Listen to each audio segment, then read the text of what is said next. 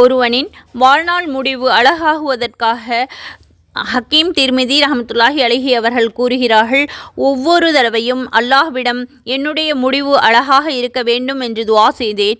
அப்பொழுது அல்லாஹு தாலா, யா ஹய்யூ யா கய்யூமு வயா பதி அஸ்ஸமாவாதி வல் அர்ல அஸ்அலுக அன் யுஹ்யிய கல்பி ஃபி நூரி மாரிஃபத்தில் அபதன் சர்மதா யா அல்லாஹு யா அல்லாஹு யா அல்லாஹ் என்று 40 அல்லது 41 தடவை ஃபஜ்ருடைய தொழுகைக்கு முன்பும் பின்பும் ஓதி வருமாறு பணித்தான்.